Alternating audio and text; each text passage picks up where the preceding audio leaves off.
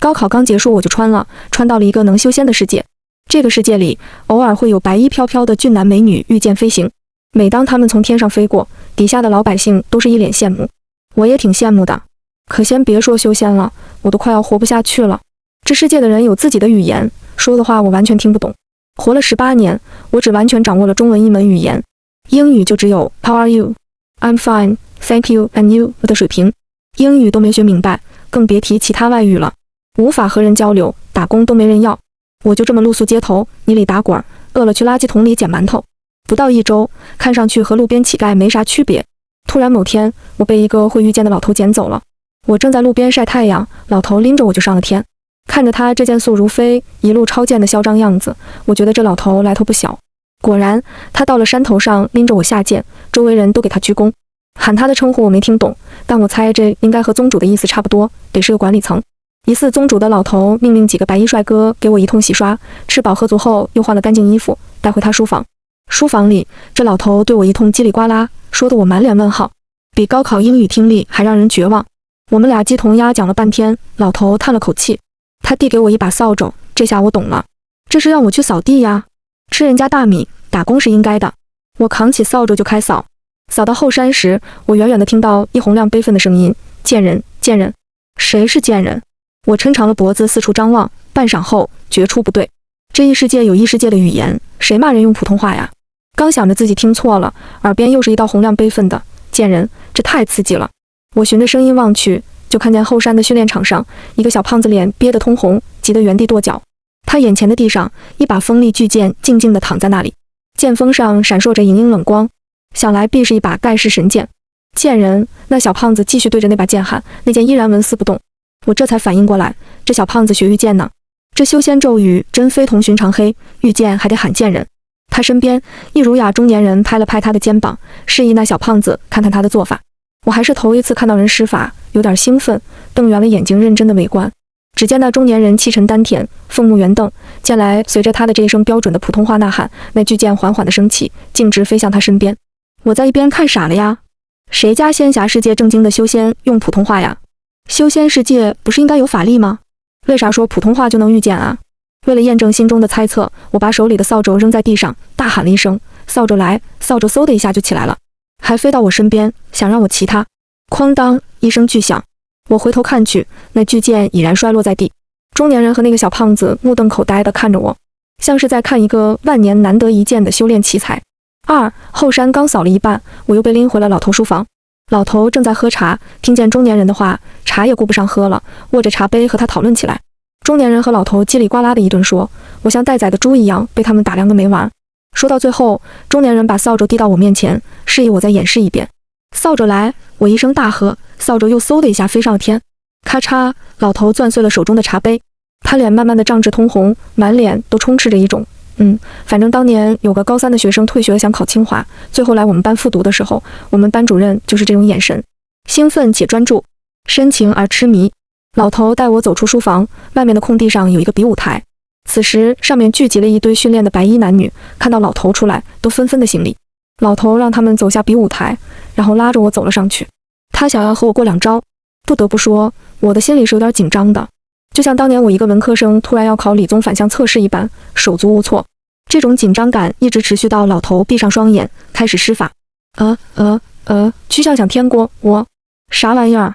为啥突然开始背这种小学生课文选？还有这读音不标准吧？你一个黑发、黑眼、黄皮肤的，装什么老外呀？和我的懵逼不同，场下的众人都一脸严肃。随着老头的朗诵，他的身周散发出一股力量，那股力量围绕在老头身周，虎视眈眈地朝向我，似乎下一秒就要对我进行攻击。杯毛浮绿水，轰照薄轻薄，那股力量突然凝结成实质，对我袭来。那一瞬间，我的脑海里浮现出很多东西，基本都选自唐诗300首，不过简单的不行，我得读个难的，就是它了。杜甫的《登高》，古今七律第一句是啥来着？风急天高猿啸哀，渚清沙白鸟飞回，谢天谢地。我没有犯上了考场就忘词的尴尬毛病。随着我的背诵，我能清晰地感受到一股力量从我体内涌出，将我包围。和老头的力量不同，我的这股力量更为磅礴汹涌。无边落木萧萧下，不尽长江滚滚来。老头发出的力量很快地和我的碰撞在了一起，之后瞬间消散。想来咏鹅这种启蒙故事还是不能和登高正面刚的。老头傻了，在场的众人都傻了，我也傻了。我没有想到登高的力量如此强劲，更没有想到这个宗主老头的力量如此不堪一击。我想闭嘴，可我被这首小短诗已经成了肌肉记忆，剩下4句不受控制的脱口而出：万里悲秋常作客，百年多病独登台。我深州的力量在击败对手后更是蓄势待发，对着老头的本体蠢蠢欲动。台下的人群喊着我听不懂的语言，还有几个已经跳上台想要护在老头身前，可是一切都来不及了，我他妈马上就读完了8句话的古诗，你还想让我读多久啊？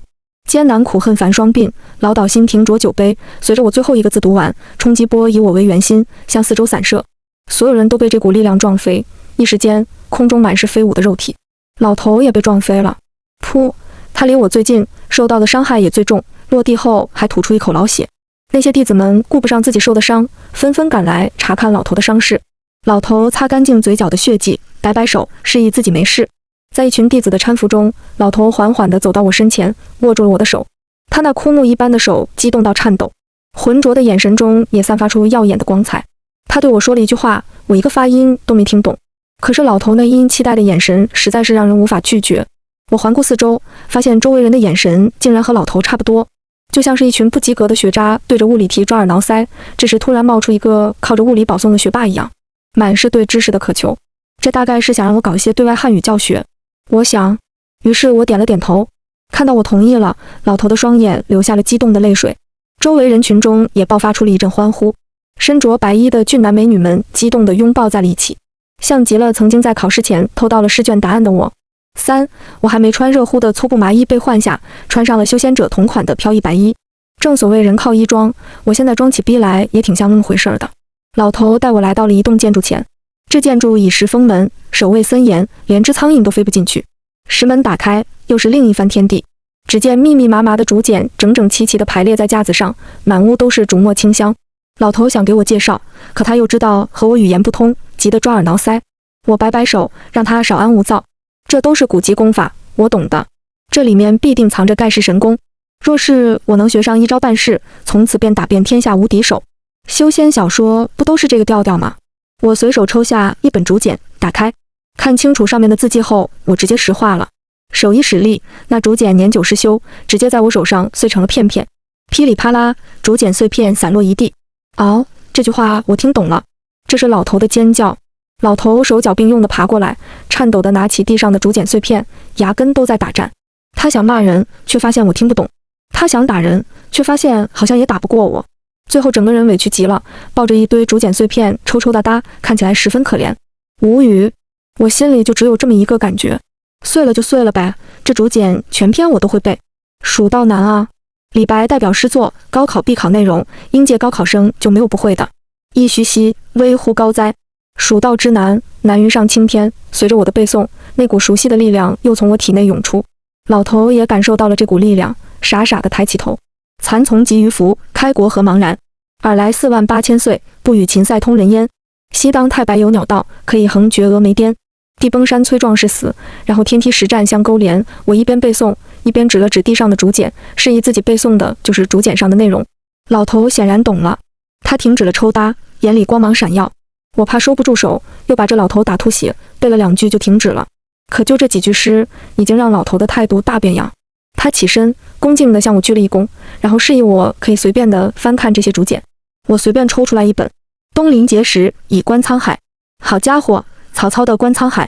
再抽出一本，相见时难别亦难，东风五力百花残。李商隐的《无题》。我越翻这些竹简，思绪越麻木。明明是修仙小说里十分具有爽点的桥段，我却感觉昏昏欲睡。放下竹简，我长叹一口气。老头有点担忧地看着我，我摇头，指了指地上的竹简，又指向了一边桌案上的纸笔，示意我能默写出我刚刚毁掉的竹简。老头殷勤地为我磨好了墨，铺好纸，备好笔。我撩起袖口，举起毛笔，下笔大意了，不会写毛笔字。我尴尬地捡起桌边的木炭，用现代人常用的写字方式，飞速地把蜀道难默写了出来。噫吁兮，危乎高哉！蜀道之难，难于上青天。问君西游何时还？长途谗言不可攀。但见悲鸟号古木，雄飞雌从绕林间。蜀道之难，难于上青天。侧身希望长自嗟。李白这首诗朗朗上口，背起来容易，默写却难。因为这首诗里的生僻字，我没少被老师打手板、罚抄书，但也要感谢语文老师的一片苦心。正是因为他的谆谆教诲，我才能在异世界先途坦荡。在我默写的过程中，老头看我的眼神愈发敬畏。在他眼中，可能觉得我是突降世间的神通大能，对各种古籍功法倒背如流。可这些都只是一个现代高3学生的基本素养啊！这样的认知让我直至默写完毕，都感觉不到一丝骄傲。我云淡风轻的样子，更让老头感觉我深不可测。门前突然传来一阵喧闹，我和老头快步地走出藏经阁，就看见一位白衣弟子紧闭双目，身上满是血腥伤痕。老头大惊，弟子开始和他解释经过。虽然我听不懂，可我观那弟子身上伤口参差不齐，不像是被刀剑所伤，却像是被野兽撕咬过。脑内灵光一现，我瞬间明白这是什么桥段了。这是被异兽袭击了呀！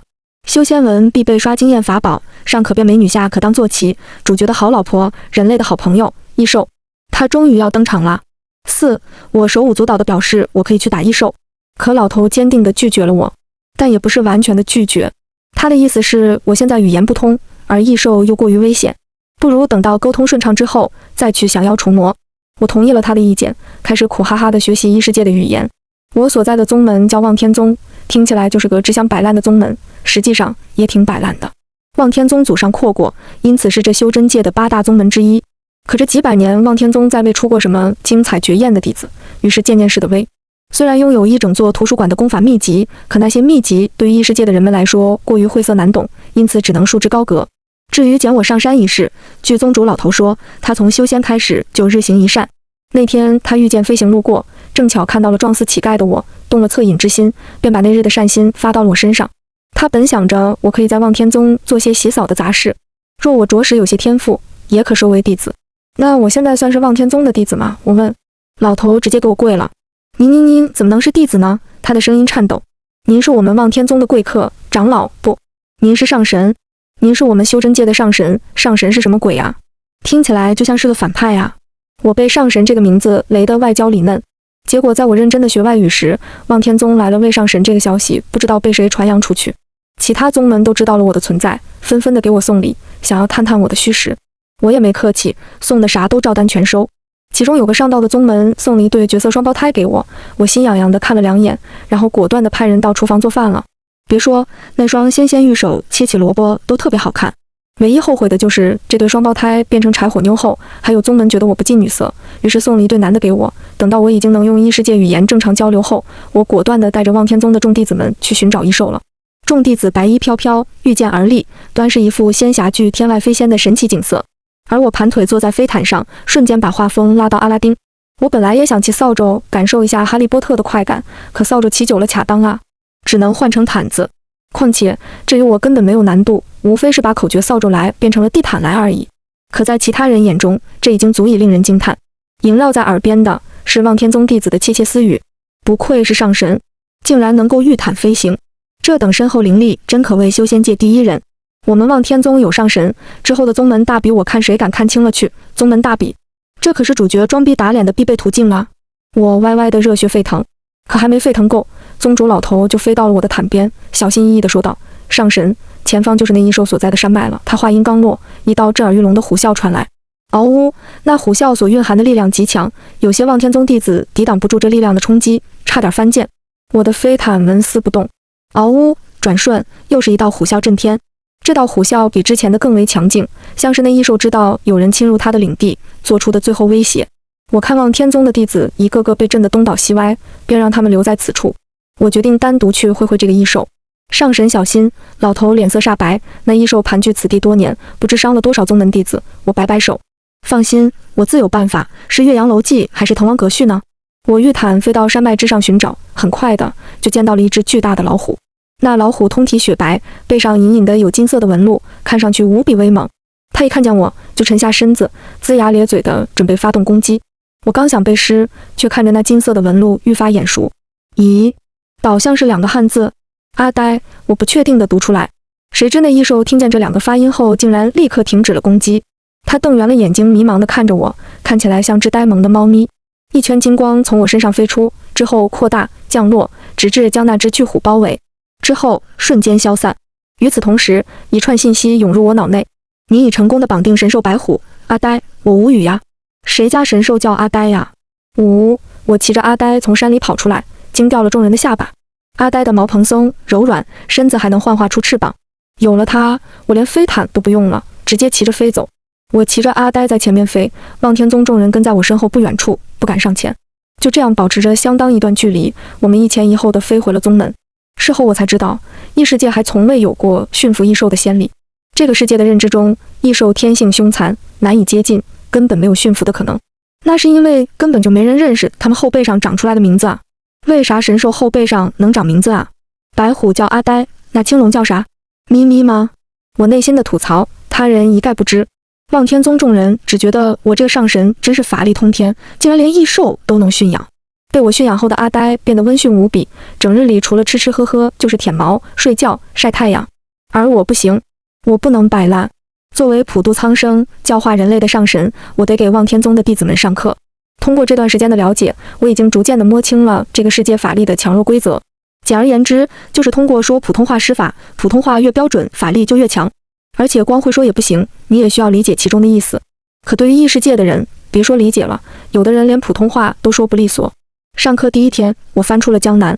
小学古诗第一课：江南可采莲，莲叶何田田。鱼戏莲叶间，鱼戏莲叶东，鱼戏莲叶西，鱼戏莲叶南，鱼戏莲叶北。非常简单且朗朗上口的一首古诗。可就这么简单的一首古诗，望天宗的弟子也能给我背出话来。将年科财年，这句口音极其离谱的古诗一出，直接把我送回了外国学生汉语角。我倒吸一口凉气，放下古诗，我转身在黑板上写了5个字符。来，大家一起和我读：啊哦一乌鱼波泼摸佛。我决定从汉语拼音开始教起。我的普通话教学是卓有成效的。出于对我的尊重和对力量的渴望，望天宗上上下下都学得十分认真。就连宗主老头都拿起纸笔，每天乖乖地完成我布置下去的作业。时间久了，也能磕磕绊绊地说2句吃葡萄不吐葡萄皮儿，不吃葡萄倒吐葡萄皮儿之类的来。在这样一片好好学习、天天向上的美好氛围中，望天宗弟子们的普通话水准都大有长进。与此同时，宗门大比即将来临。此次宗门大比被安排在日天宗。一听这名字，我就知道这宗门不简单。果然，宗主老头告诉我，日天宗是现在修仙界的最强宗门。不仅弟子中人才辈出，老一代也还没死绝。12位长老长久的闭关修炼，成为日天宗最坚固的防线。日天，无人敢犯。宗门大比一般都是由宗内德高望重的长辈带领小辈前去。宗主老头需要留下来镇守山门，于是把参加宗门大比的使命托付给了我。我骑着阿呆，带着望天宗的弟子们上路了。这次没有长辈在，气氛明显的轻松许多。日天宗惯是嚣张跋扈，这次我们可要好好的杀杀他们的锐气。上神在此，看他们还敢如何放肆。我们一路飞一路唠，转眼便飞到了日天宗的山头。当看到我骑着白虎从天而降时，日天宗的上上下下都惊呆了。异兽，竟然真是异兽，传闻竟是真的，有人驯服了异兽。这位便是望天宗的上神。我看着年纪倒也不大，为首的人轻咳一声，那些窃窃私语瞬间消失。那人颔首，微笑着向我行了一礼。在下是日天宗玄字辈弟子，排行第2。久闻望天宗上神法力高深莫测，今日一见，果然不同凡响。这青年玉树临风，气度不凡，看起来不是等闲之辈。身后有弟子小声地给我八卦，这位是日天宗二师兄，法力高深，是我们这辈当之无愧的第1人。据说他出身凡间皇室，之前还是二皇子呢。我看了二皇子一眼，小声逼逼，我觉得这次要倒大霉了。弟子好奇，上神为何如此说来？这还用问吗？二师兄加二皇子加小白脸加新生代第1人，这人浑身上下都写满了我是炮灰反派。主角快来搞我的悲惨 buff 呀！6. 宗门大比分为2场，一场个人战，一场团战。个人战即按照各个宗门划分1对1的单挑，团战则有趣得多。各宗门需要派出10人一队，潜入秘境寻宝。那秘境藏着各种天材地宝、奇珍异兽，若是真有机缘，便是另一番天地。各大宗门也都更看重团战，个人赛更多的就是走走过场。况且有日天宗这个新生代第1人的二师兄在，谁还想在个人战上分一杯羹不成？结果二师兄第1轮就被从场上轰下去了。动手的是望天宗的团宠小师妹，今年刚10岁，1米多点的小豆丁，手脚脸蛋肉嘟嘟的，就这么把新生代第1人打下去了。所有人的目光都惊疑不定，有的脑子灵光些，看完他后猛地反应过来，目光又转到了我身上。小萝莉脸皮薄，顶不住这满场目光，脸蛋红红的扑进了场下师姐的怀抱。我坐在阿呆身上，波澜不惊，把上神的逼格拿捏了10成10。个人战以望天宗的大获全胜告终。接下来又是团战，随着一队队人马进入秘境，台上坐着的各大宗门宗主来和我套近乎。不知上神在师从何方，我淡淡的看了他一眼。我一中的，原来是一中的。老大爷恍然大悟状，久仰久仰，真是少年英才呀，久仰你一脸啊。你知道一中是啥？我头拧下来给你当球踢呀。和个人战的速战速决不同，团战他们开了10天10夜，我可没有那闲心搞围观，早就溜之大吉，日日骑着阿呆到处闲逛，夜晚蒙头大睡。就这样混过10天，我被邀请去观看最后的决赛。最后一天，各大宗门的小队已经到了秘境深处。秘境深处是一座山洞，千万年间无人打开过。每次宗门大比，都有雄心壮志的少男少女想要尝试打开这山洞，可每次都是失魂落魄的走。今年也不例外，所有宗门的少年英才都聚集在山洞口，但都是一筹莫展。我打着哈欠看直播，视线突然瞟到洞口上的5个大字，瞬间瞪圆了双眼。阿呆，阿呆应声而起，驮着我飞入秘境。众弟子看到我来了，精神不禁为之一振。上神，上神来了，咱们有救啦！我没有理会这些喧闹，只是目瞪口呆地看着洞口上方的5个大字。虽然饱受风雨侵蚀，可字迹依旧清晰可见。宫廷玉液酒。我有点犹豫，180一杯。我话音刚落，伴随着滋呀一声巨响，这座封闭上万年的石门应声而开。石洞里空荡荡的，并没有秘宝，只在中间矗立着一根石柱，上面放着一本厚厚的书。书封上印着4个大字：新华字典。这新华字典被人加了法术，所以可保持万年不朽。我把新华字典带回来，准备编一本5年修仙，3年模拟。其他宗门的也想来分一杯羹，可是又不敢和我正面抢夺，只能一脸羡慕地看着我。但是很快的，他们就不羡慕了。魔君知道秘境宝物被拿走后，直接对修仙界宣战了，而首当其冲的必然是我们拥有新华字典的望天宗。咦，这世界还有魔君呐！我让老头给我说说这魔君，老头却一脸如临大敌。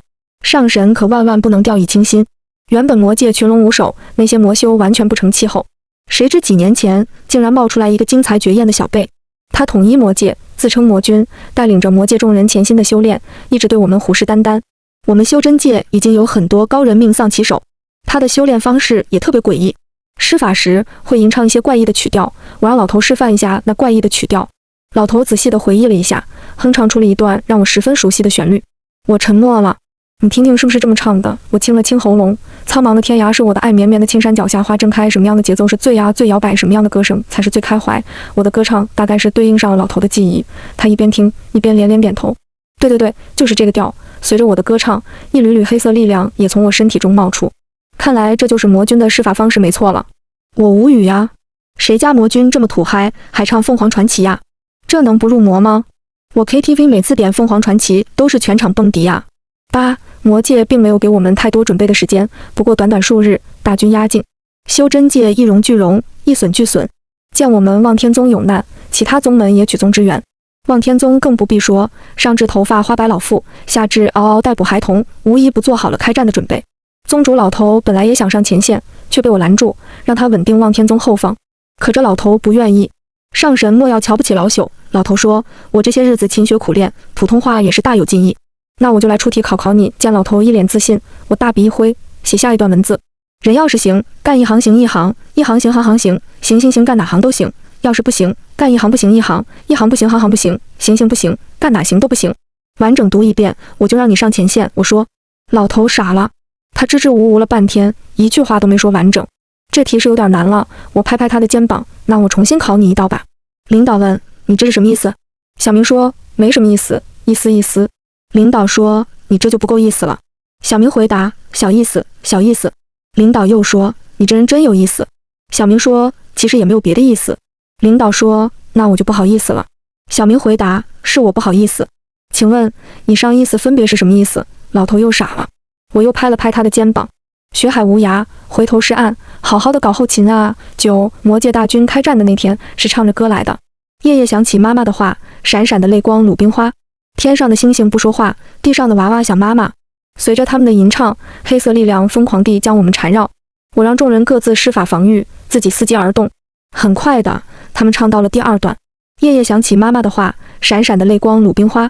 天上的星星参北斗啊，哎嘿夜儿幽啊。我的雄浑歌声随着法力传遍了整个战场。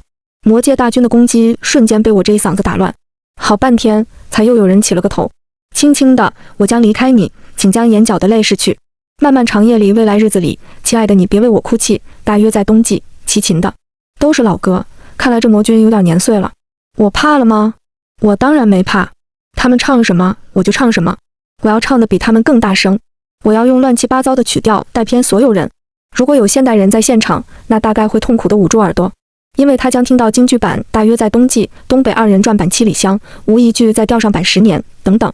依靠着这些神曲，魔界大军被我打得溃不成军，步步倒退。眼看着局势扭转，那位惊才绝艳的魔君坐不住了。只见他身着黑衣，身形修长，脚踏巨鸟升到半空。你也是穿越来的？他质问我。你懂不懂穿越者也要讲究个先来后到啊？老子在这干得好好的，你来这儿搅什么局？你快点投降，我还能饶你一条小命，不然就别怪我不客气了。我笑了，也带着阿呆飞到半空。说真的，我本来还担心我打不过你，我说，可是我现在不害怕了。我看着眼前的黑衣男子，他瘦削高挑，容貌俊秀，端地是一副高贵冷艳的模样。可谁能想到这副高贵冷艳的模样能流利地说一口川普啊？尼玛，你真的能用川普唱凤凰传奇吗？因为川普永远战胜不了普通话。看招！地高阳之苗裔兮，震黄考曰伯庸。射题真于孟邹兮，惟庚寅吾以将。随着我的背诵，一股空前强大的纯净力量从我身体里疯狂地涌出。看着魔君惊恐的眼神，我笑了。此时此刻，我最想感谢的人是我的高中语文老师，多亏了他，我才能背下来全篇离骚。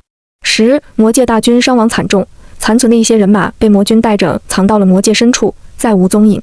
估计是在哪儿躲起来开展他的川普声乐教学去了。世界又恢复了平静。历经数年，我编撰好了5年修仙，3年模拟。作为修仙必读书目，这本书被印刷成无数版本，在修真界疯狂地传播。我依然被人尊为上神，享受着修真界的超然待遇。就这样，1年、10年、100年，等我老得带假牙的时候，有后辈找到了隐居的我，他给我带来了一些故人的问候。我们快乐地谈天说地。阿呆依然躺在我的脚边，快乐地晒太阳。上神临走的时候，那后辈站在门前，欲言又止。您现在依然是全修真界的偶像。晚辈想问，您有什么忠告想要分享给未来修仙路途上的后辈吗？我半晌没说话。何推在他眼里的光辉逐渐的暗淡时，我终于吐出了嘴里松动的假牙。忠告啊，倒是有一句，我慢悠悠地说，知识就是力量。全文完。